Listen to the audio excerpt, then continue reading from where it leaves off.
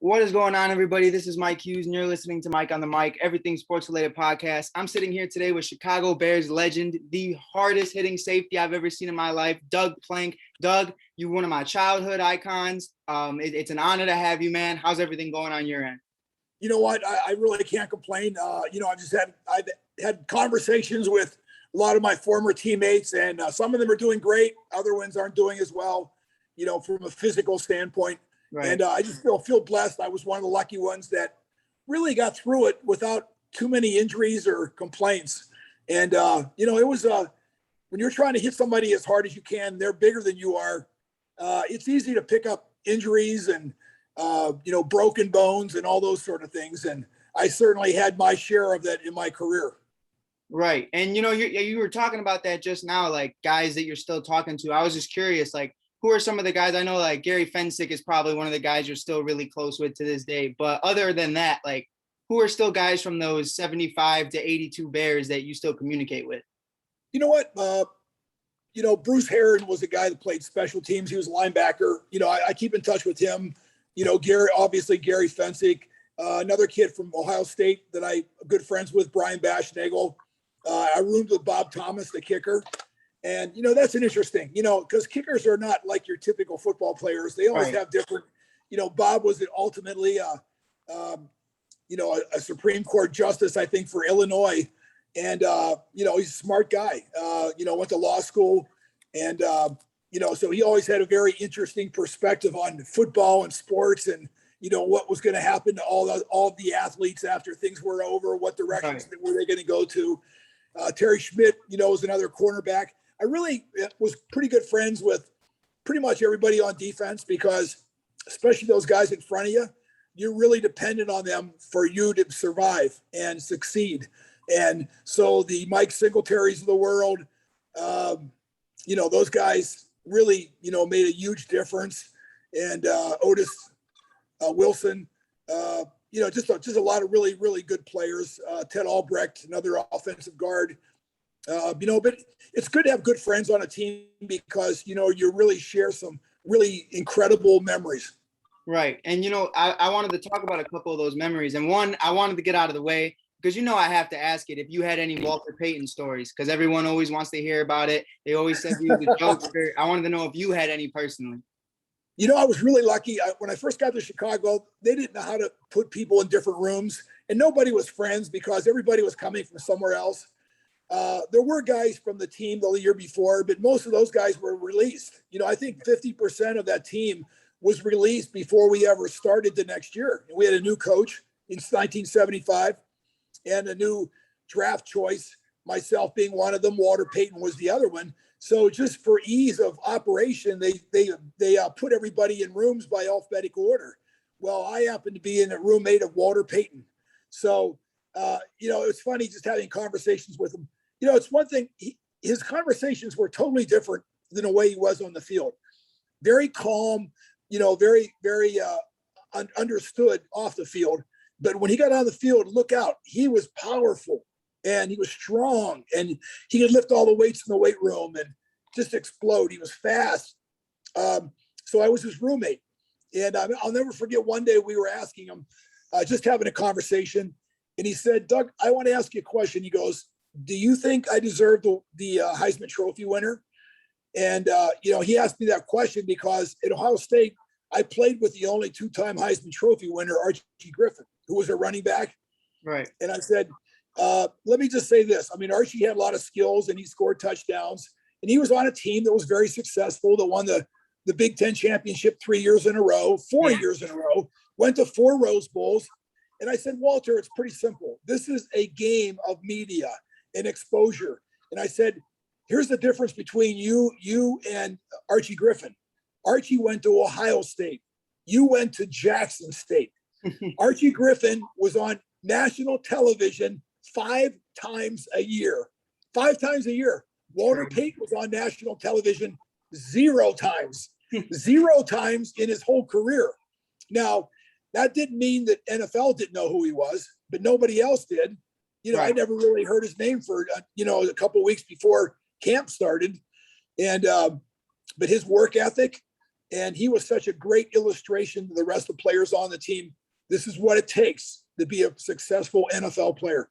Right. And, you mentioned that too, is like a lot of guys slip through those cracks because of the places they go or the positions they play. And I know you probably want to speak more on it yourself, but for people who don't know, it's like you started on special teams. Like you were not the man you are towards the end of your career.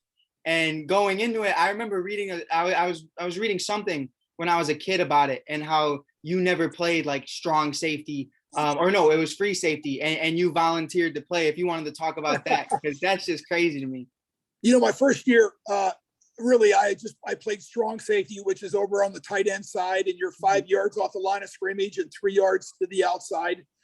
And I never played free safety, but that rookie year of mine, there was a guy who was a veteran free safety. He played a long time in the National Football League, and he got hurt during the preseason. And our head coach, who was a very defensive coach, Jack Pardee, was a linebacker, and coached a lot of good teams with the Redskins and played for the Los Angeles Rams. And he said, "Has anybody played the free safety in here?" Because when our free safety got hurt, we were kind of, really needing the free safeties. Right. And I stuck my hand up and I go, "Coach, man, I played free safety my whole time at Ohio State." I said, "Put me in there. I'll do a good job." Well, I had never played free safety. Right. And I didn't even know what the responsibilities were. So in between practices, Mike, I'm going and looking in film room at what a free safety does. Where he lines up, what's he do on each play. I'm doing that just to try to figure out, hey, I can't let these guys know that I never played this. Right. So by the time training camp was over, which was 6 preseason games back then, I was a starting free safety for the Chicago Bears. I had people calling me up from Columbus, Ohio, that were huge Ohio State fans going, "Doug, you couldn't even start at Ohio State. How are you starting at the Chicago Bears?" Well, it just so happened at Ohio State, I was behind who was going to, this kid was a year behind me. He was going to be a first-round draft pick, Tim Fox, for the New England Patriots. And he played, I think, 13 or 14 years in the NFL. So I'm not embarrassed to be behind him. He was a great player. Definitely. And at Ohio State, though, you know what? There were great players everywhere. I think we really didn't have many weaknesses. Now, our only weakness was we ran the ball every play. So that kept us back.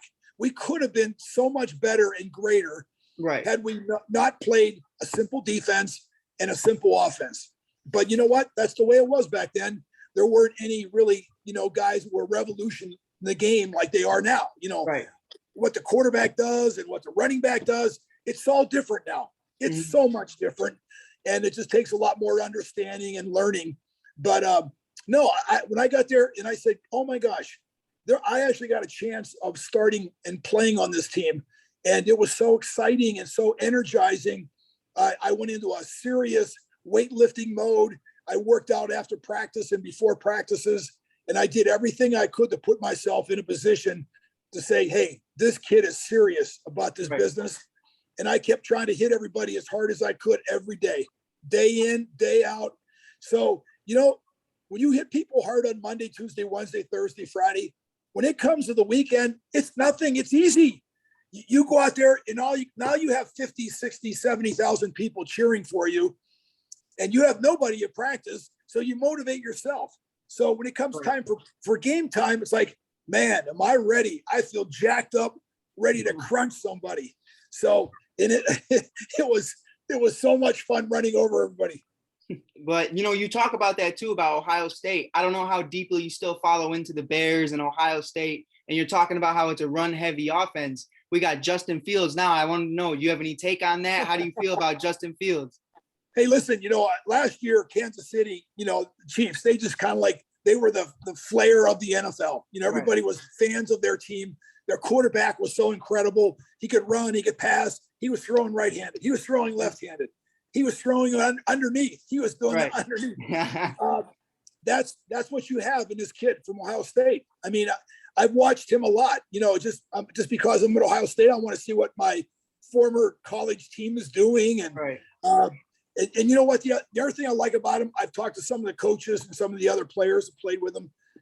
He's a hardworking person. And he's not egotistical. You know, there's so many guys in this world that play professional football or major college football, and they got heads that could not fit on this TV screen because their heads are so big. And it hurts them because, you know, they're not willing to do the work and effort that it takes to be successful. Well, this kid's got it, Justin Fields. He's very astute. He's a good learner. He practices very hard. And, you know, I don't know if you watched any of the some of the playoffs later at the end of last year, he could take a hit. He got hit a couple times. Yeah, definitely. You know, nobody thought he was getting off the ground. He got off the ground. And I think, you know, he's going to be a dynamic player for the Chicago Bears. He's going to give them elements of an offense. You know, the Bears, year after year after year after year, have had a great defense. But their offense, regardless of what's happened, I mean, I don't care if it was Jim McMahon, maybe it would go up there one year and be a good offense. Back down again. You know, it's like they never stayed up here. They were always going down at the bottom. And the same thing is true with what they've had up here the last few years. I mean, when you're on defense and your offense can score points, I'm telling you, it's a pleasure to play football.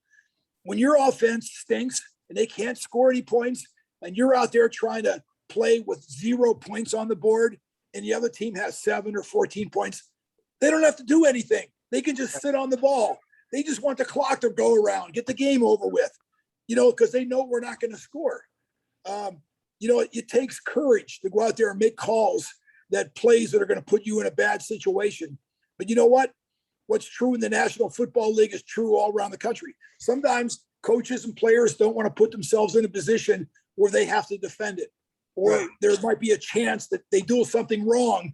And now all of a sudden they come in the locker room after the game and you got 50 reporters from the Sun-Times and Tribune asking you, hey, you stupid coach, why did you call that play?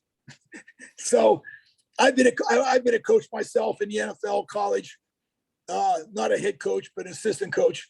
And, you know, everybody wants to be conservative and careful instead of reckless and going out and trying to score as many points as you can. Right. And I think, you know, that leads me to my next conversation with you is you mainly talk about it. Everybody talks about it. Buddy Ryan. Buddy Ryan was one of those guys. And, you know, for people, if you're listening to this and you don't know, I don't know where have you been, but, you know, Doug Plank named after the 46 defense by Buddy Ryan because of how aggressive you were.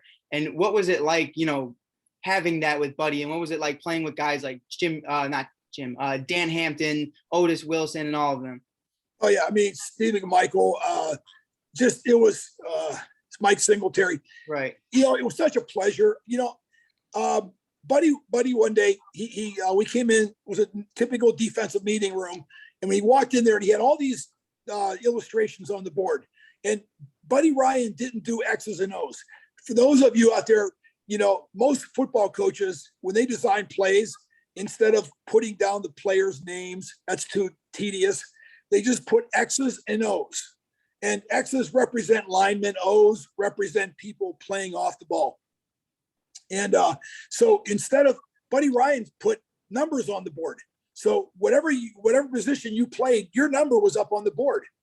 And, you know, one day he came to me and he goes, Doug, how can you be the leading tackler on this team for 3 years in a row? And you're a free safety, you know, and out of the 11 players, 10 of those guys are in front of you. So how do you get there? He goes, we're going to take care of that. And so when I walked in that day and everybody else did, when he had all these designs on the board, 46 is not a free safety. 46 is the middle linebacker. Gary Fensick slid over from his strong safety position, who was a receiver in college. And, you know, I was never much into interceptions. I'm not saying I couldn't get them. I was a high school quarterback. I had good hands. I could catch, I could throw, I could do all that. But I loved running into people. So if the guy was running across the middle and I saw the ball coming and I was going to get there just the time the ball got there, I made a decision. I used to watch games and I used to see defenders sometimes try to go for a football, and guess what? They missed the ball. Guess what else happened? The receiver caught the ball and ran 50 or 60 yards for a touchdown. I said, that is never going to happen to me. Never.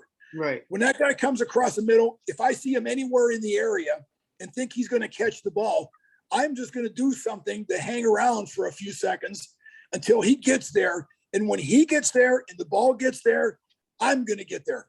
Right. And I've never had a play where I hit a receiver and he was catching the ball and he went for a touchdown. No, it didn't happen that way. It was, he went and that's down. a whole different league nowadays, you know, like you can't do any of that. But no, that was growing up when I would play safety, I would watch your highlights because it wasn't that, like I said, like you said too, it wasn't that I couldn't catch. It was more of like, yes. I knew it wasn't my strong suit. So I tried to find something to make me different. So I'd always be on like 10 years old, 12 years old, looking up Doug Plank videos and watching other guys who hit hard. And it was just crazy. So like when I see guys like on the current Bears, you know, for a while it was a little soft, but you know, you see guys like Kyle Fuller, Khalil Mack hitting these, and it really makes you get that old vibe, that old feeling of what like Bears football was. But you know, you, Gary, the Hitmen, I mean, that's got to be one of the greatest duos ever for Bears history, at least. You know, it was so much fun. And anyway, when Buddy put me at the middle linebacker position, and I had to make all these calls. I made all the line charges, you know, shifted the line down to the left, to the right, whatever. I was the middle linebacker. That's what it was. And Gary played free safety. And Buddy went through and described all these different positions for everybody, you know, and he put their names up on the board, not their numbers and not their names. And one of the players in our room said, Buddy, what are you going to call this? And he looked at that for a second, and he had a piece of chalk in his hand, and he walked up to the board. And, you know, if you remember back in school, teachers sometimes, if they were making a point of something, they would turn the chalk sideways and turn it like a big, and he turned the chalk sideways, and he had my number right in the middle of the board because I was the middle linebacker. And he circled it 3 times. He goes, we're going to call this the 46 defense. Now, nobody thought it was any big deal. You know, it's like, Buddy was always creating and investigating and doing all this stuff. So it wasn't that big of a deal. But I'll tell you what, that 46 defense, that thing started kicking butt right away from day one. I think the first game we may have played in Soldier Field with it was against the Chargers. And Dan Fouts, their Hall of Fame quarterback, you know, he ran their offense, and they had all kind of all-pro players. I think they had 5 all-pros on their offense, receiver, tight end, running back, and we beat them. And, you know, that truly made a big, big difference. That's insane. I mean, it's one of those things where you really just have no idea, like, how things are going to go until it goes. And it was probably one of the greatest things Buddy Ryan ever could have did for the history of the Bears, if you don't think so. Yeah, no, I think it was a great idea. I mean, I think it was one of a kind, and he just was able to get everybody motivated. You know, one thing I liked about him, he could teach football, but more than anything else, he could be he was a great inspiration. Right. And, you know, I wanted to ask you too, like, you know, you're talking about all these guys you played for. Who did you play against that you think like really like, you know, I know you don't get starstruck a lot when you're in the NFL, but who was someone you played against where you went home and you were really just thinking like, wow, that was a great experience? You know, it's funny. These are some old time guys now, but, you know, Joe Namath, playing against him. I played against him towards the end of his career. Earl Campbell, an incredible running back, strong, big, fast. And, you know, just there was a couple guys, one receiver from Minnesota Vikings, Ahmad Rashad, was really outstanding. Right. And, you know, it was amazing playing against some of those players because, you know, they were strong and very powerful. And, you know, I wasn't a big player. You know, I was 200 pounds at 5'11". And so there weren't many guys I ran into on the field that were bigger than I was. So everybody was a challenge. And, you know, like a lot of people don't even know. And, you know, it's fair if you don't know it. It's fair if you do. But you, after the NFL, later on, you go into coaching. You're an assistant coach for the Atlanta Falcons. You're assistant coach for the New York Jets. How was that experience like? What was that like for you going through that process? You know what's great about it? I really got a chance to see what it was like on the other side, to be able to, you know, envision what it was to be like as a coach.